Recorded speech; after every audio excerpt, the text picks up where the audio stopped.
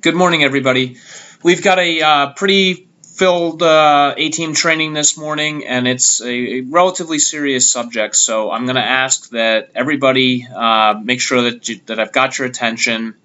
If you've got a computer, please close the screen. If you've got your phone and you might be tempted to check a few emails, please put it in your pocket. This is an important meeting, and we really have a few things that we need to go over. I want to talk a little bit about where we've been, where we are, where we're going to be going, and to do that, I want to really consider what platinum is and what it's meant to our company to have it.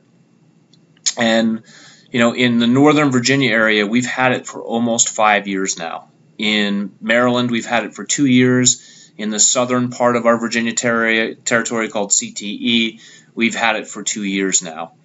And I don't think I have to explain to everybody that platinum is good. Our cup runneth over right now. We literally sometimes, depending on what the area is and what office you're in, we literally struggle to place some of the leads sometimes. That's how good the business has been to us.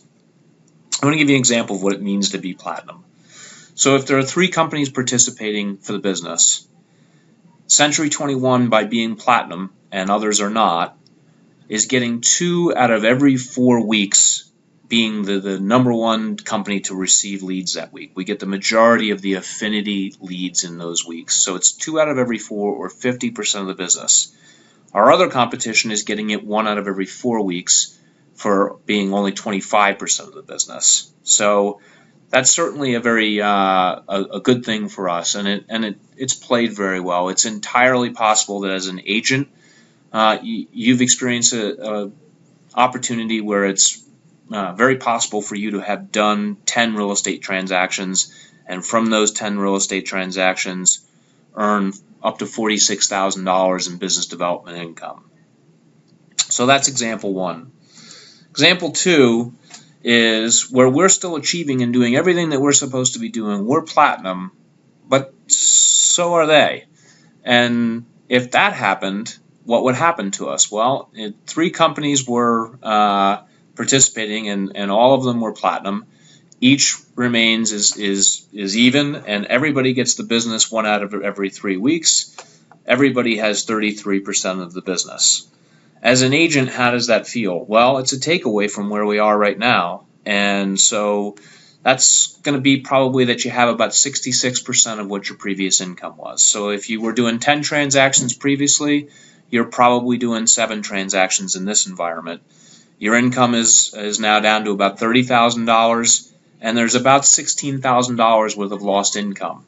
There's not a lot we can do to control how our competition does, but we can absolutely control how we do. In fact, we actually had this situation. If you're in our CTE anagram, all 3 companies made platinum last year, and that's exactly how it was. We were lucky enough to have it be a little bit different this year. Here's the nightmare scenario, guys. What if they're platinum and we're not? So you still have 3 companies participating. Now, Century 21 New Millennium is only getting the business 1 out of every 5 weeks. We only get 20% of the available leads, while our competition is getting 40% of the available leads. What does that mean as an agent? It means that you're probably at 40% of your previous income. If you were doing 10 transactions, you're now at 4 transactions. You're now at $18,000 worth of income, and there's probably about $27,000 worth of lost income in that scenario from the good old days when we used to be platinum. Now, that's a really real scenario. I can give it to you, and there was a specific company, our competition down in CTE right now, one of them is actually in this scenario. They were the company that always had platinum, and they didn't win it this year, and their 2 competitors did win it. And they're in exactly this situation. And I want you to remember that as we go through what I'm going to show you next, which is some of the current numbers and how we're doing. This is in our northern area. There's 3 areas, as I mentioned. This is Northern Virginia and Washington, D.C. On the left here, we've got USAA buyers, USAA sellers, NFCU buyers, and NFCU sellers. These numbers in bold are the conversion percentages that we need in order to earn platinum points. And we need to earn platinum points. In order to get platinum, we've got to score some of these points. This next column is how were we doing in July of last year. In 2012, we were converting 51% of all of the USA buyers. In July of 2013, we've dropped down to 45%. We have lost 6% in our conversion rate. We're doing pretty well with the sellers. We're moving that up. We worked really hard on sellers. We had a module that made a lot of sense. I don't even think the results of that are even starting to really show yet on our numbers. I think this number is going to get stronger and stronger. We're going to keep doing the things that we talked about at the beginning of the year. So we've got this thing on track. But here we go to buyers again. And once again, last year we were at 46%. We fell down to 43%. We lost 3%. So I'm just like you. When I see these numbers, first of all, it's like a punch in the gut. The next thing is, wait a minute, hold on a second. Something's not right with these numbers. They didn't calculate it right. Okay, well, they did calculate it right. Okay, well, you know what? These leads are different than the leads that we got last year. No, they're not. And actually, I can't really, after kicking and screaming for a short while, I can't really argue with it because I also get to see exactly what our key competitor is doing. And here's what's going on. They moved it from 41% last year to 48% this year. They've had a 7% increase at the same exact time that we had a 6% decrease. On NFCU, 7% increase at the same time that we had a 3% decrease. They're not platinum. They want it, and they're coming to get it. And I don't know if they're going to get it or not. I'm hoping that they don't. But we need to focus in and make sure that we do. Same thing in Maryland. I mean, it's a repetitive story. 48% last year for USAA buyers, 44% this year, 4% loss. A 3% loss for NFCU buyers. At the same time, our key competitor in that exact same area, and we're talking about thousands of leads, guys, so it's statistically significant. They are 5% increase on their USA buyers and 3% on their NFCU buyers at the same time that we went in the wrong direction. Move to CTE, our southern part of our territory, 11% loss in the conversion rate of our USA buyers and a 5% loss in our conversion of NFCU buyers. Same time, our competition has moved it up 4 and 6. What's really interesting, if I look at this competitor right here, last year they had a really nice conversion rate, 53%, and so did we. Well, they've notched it up a little bit from that spot, all the way up to 57, which is a really impressive conversion rate. This is the company that I was telling you is in that nightmare scenario. They used to be the platinum company, and they're not now, and they're in a territory where 2 other companies have platinum. They don't like it, and I guarantee you they're coming after it, and they want to get back in the platinum status. So, guys, I need you to do something here, and I need you to just swallow those numbers. If the income number doesn't scare you, that's fine. Let the pride part of this hit you, because it hurt me. I did not sleep very well when I saw these numbers. And, I'm going to talk to you about some things that we did that are helping me get to sleep at night and want to wake up early. But these numbers are real. They're not made up. They're not, 10 leads so that there's really no statistical significance of this. These are thousands and thousands of leads in the exact same territory coming from the exact same companies. So what are we going to do about it? First of all, we're going to take a team approach at this. So this isn't about saying that the agents need to do something different. And this isn't about saying that the branch leaders or their staffs need to do something different. And this isn't about saying that business development needs to do something different. This is about saying that we all need to do something different. And we've all gotten together at different levels. We had a group of agents that came in and shared best practices. Those were some of our best agents. We had meetings as business development. We had meetings as branch leaders.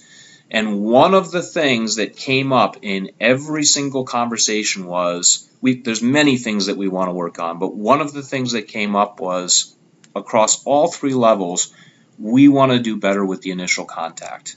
As business development, we've probably monitored and forwarded stuff too much. We need to be more involved, and we're going to be, and you're going to see that from us. And we're going to help save deals, and we're going to help you get in touch with clients. Branch leaders, they said the same thing and said, you know what, we want to be involved and we want to help agents save clients, and we want to make sure that we're monitoring this more closely. And they've got a great idea about how to check and see what happens in those first 24 hours. And agents gave us great ideas of what we should be doing and what we should be saying in order to have a high conversion rate like they do. You know, they all fall into, as you come up with these different ideas, they come into different areas. And it's incredibly important that we focus on 3 different things. Number 1, it all starts with attitude. If you've got the right attitude and you've got the right culture and you're surrounding yourself with a positive group of people in your A-team meetings that are coming in, looking at this, they're taking it as a challenge and they're ready to take that challenge on, then we're going to have, nothing is going to be able to stop us. You know, from a mechanic standpoint, sure, there's some things that we maybe need to be doing differently, and we're going to do that. If it means that we got to rip apart some of our processes and redo them, we're going to. And finally, we've got to look at what does our customer relationship look like. And I think that's really important, because we've got to stop and think, you know, as a company, we're working with 8,000 people a year. As a branch, we're working with, you know, some of our branches see, you know, 400, 500, 600 referrals. I know not every branch is the same that way. But when you're dealing with that many people and you do it in repetition, you can get real robotic about things, and you can't do that. We've got to treat this just like it was a referral from one of our best friends. Need to establish the rapport, and we've got to be really proactive about how we continue to follow up and build relationships. So I mentioned that all of us decided that we really thought the initial contact was a place to focus. You all have something in front of you that looks at the top like this. I'm actually going to switch over to that document right now and show you that document, and we're going to talk about it a little bit. Just the top of it where it says initial contact. First thing that I want you to do is this falls under the attitude thing. I promise you that over 65% of all buyers that come through that USAA program buy a house. Over 65%. And USAA is in the perfect position to know, because these people are members, and when they move, they change their address, they change their insurance, they maybe get a mortgage through them. So whether they bought or sold with us, they bought or sold with somebody, and USAA knows about it, and it's more than 65%. So we need to swallow that number and know that this is an awesome source of business. It's a great opportunity for us, and we got to have our attitudes where we're maximizing on that, and we're prepared to really take advantage of it.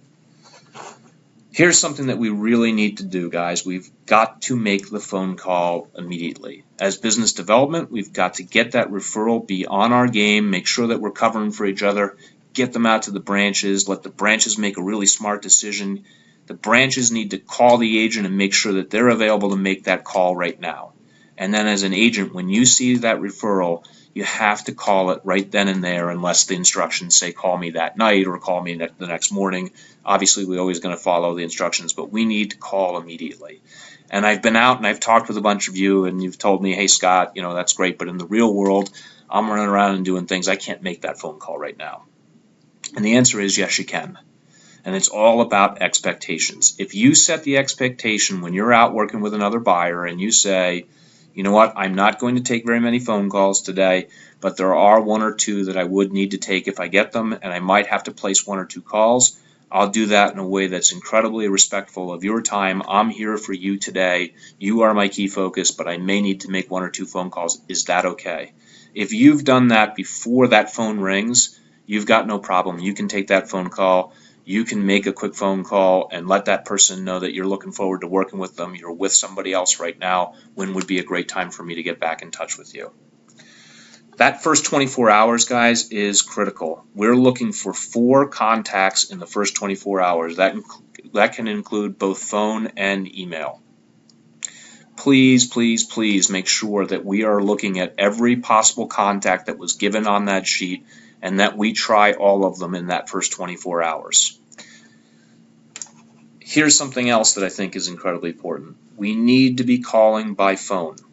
Unless it says something otherwise, please don't contact me by phone. It doesn't give their phone number. If that person gave us their phone number and didn't tell us, hey, I don't want to be called, our first method has to be by phone. That is the best way that you're going to build a relationship.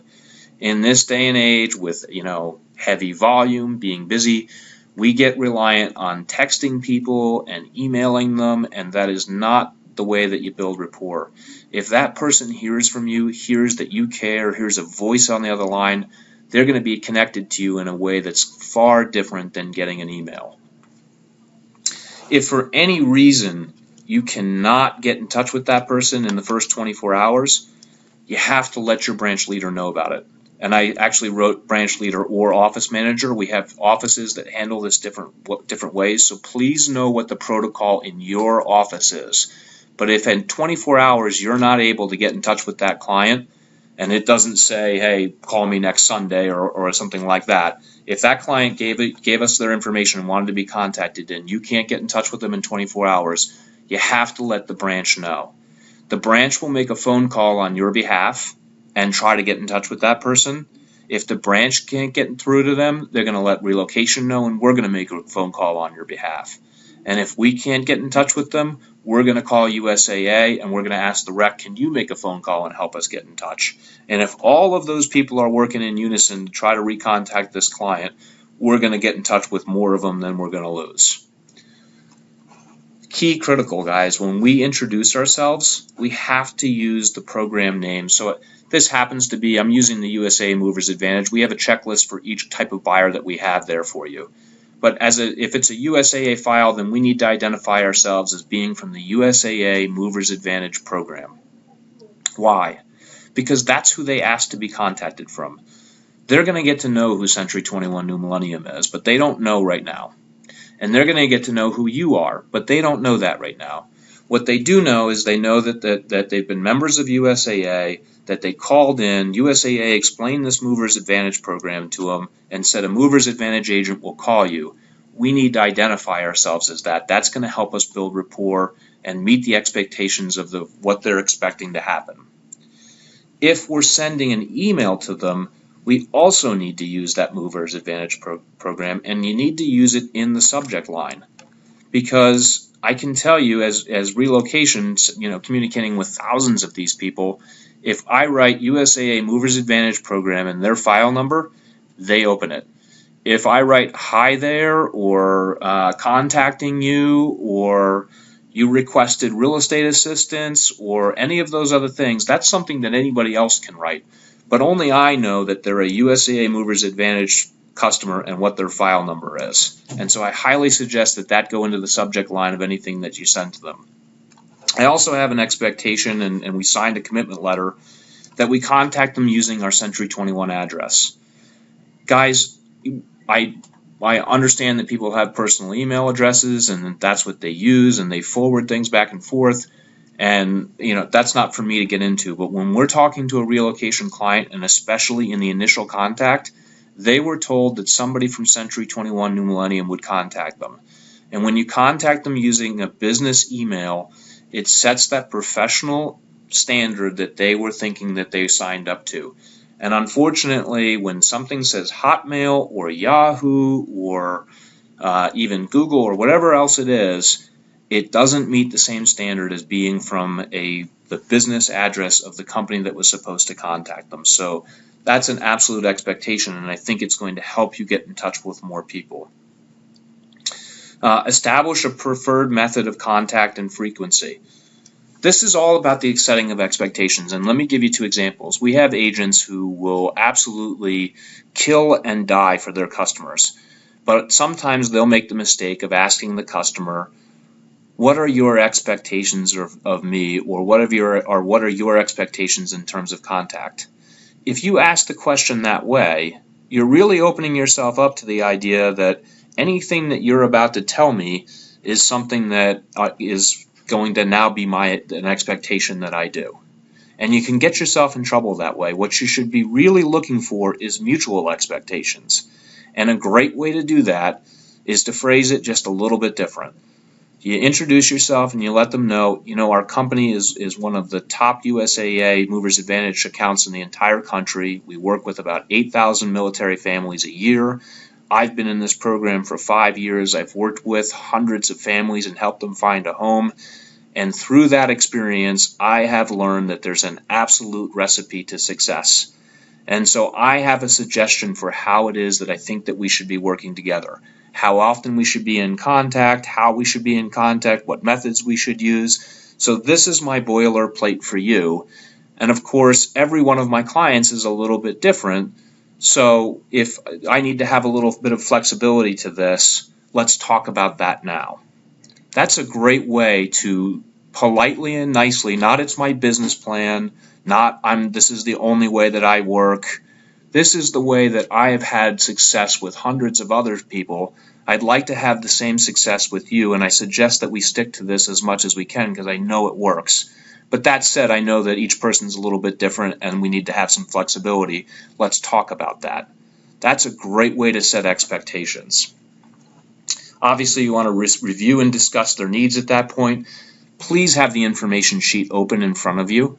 If you've got notes and there's good information that's been provided there, read some of it to them. Tell them, I see that you were in touch with Alicia from the USAA Movers Advantage program, and you told her that you were looking for a 3-bedroom in Lexington Park. You have a couple of dogs, you've got some kids, you're thinking about what school systems, whatever is there. Review that with them so they know they didn't waste their time and that this program seems to be connected and working. They don't know that yet, so demonstrate it to them. This is probably the biggest thing that we need to do. We need to schedule, obviously, if it's an immediate thing, you're going to schedule a home finding appointment with them. Hey, okay, I'm going to meet you at Tuesday at the office. We'll sign a couple pieces of paperwork, and then we're going to go out and look at some things. That's the easiest of all things. But if we're looking at a longer-term referral, we need to schedule the next contact. So I'm going to set you up on some, on an automated search where you're going to be able to view some listings. I'm going to send you some market information. I'm going to send you a little bit of paperwork. And then we're going to need to talk again. Would next Wednesday at 5 p.m. work for you? We need a next scheduled contact point that we're going to keep the relationship moving forward. And I think we're missing on that a lot of times, guys. We set people up on these automated things. We kind of think maybe that's sort of what our next, that's how we're contacting people. That is not contact. That's just a level of service and a program that we're providing them. This is really critical, and we're going to be looking for it. It's also critical in that initial contact that we set the expectation. It's my job to make sure you have an amazing experience with everything that you do in this real estate transaction. And one of those things is the mortgage experience.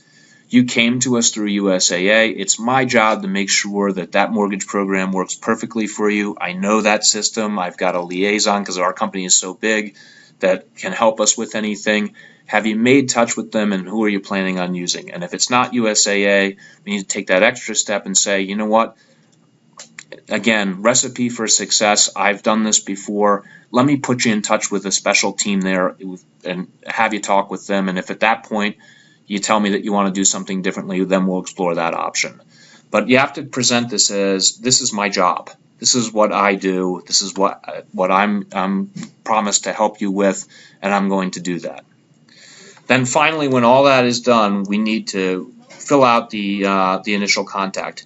You're going to notice that our updates are changing. I told you that business development was going to look at some things and do some things different. Well, we are. We're not going to continue asking you 15 questions that nobody answers and read to the comment section to see that there was a couple of words written there. You're going to see that we're going to ask you one question, and it's in a couple of parts, and the key pieces of information that we're looking for. Number one, did you make contact? If not, how often did you make contact? When did you make contact? And then move it on to, I've forwarded this to my branch leader for help. If you have made contact, how did it go? Was there a good rapport? What's the details of this referral? The person is looking for me to get working with them in a couple of weeks. Once they get out here from California, we've scheduled an appointment. So it's the last thing is, what is the next step? So I've set them up on an automated search is not a next step. The next step is, I'm going to be contacting them on such and such date. We've agreed to an appointment. That's what we're looking for in that initial contact. If I've done anything wrong, I think I've always spoken of the initial contact as part of doing an update. It is not an update. This is the single most important event that we have. You have 24 hours to establish a great first impression with these people. And as everybody knows, you get one chance at a first impression. It needs to be the right one.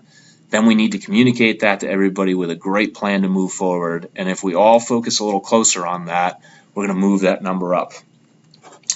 Also mentioned that your branch leaders are going to do some things differently, and in all of their plans, they all said, you know what, I want to monitor this a little bit closer.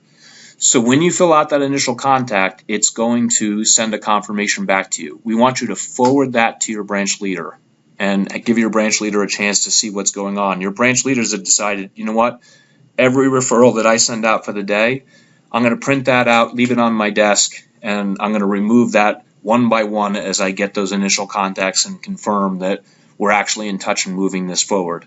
Whatever's left on my desk at the end of the day, I know I need to follow up on. So your branch leaders are going to be doing things a little bit differently. Finally, I just wrote it at the bottom. Just remember, we talked through, you got to do this, you got to do that, we got to move forward. We got 6 different transactions that we have going on at the same time. We've got to focus on building that relationship.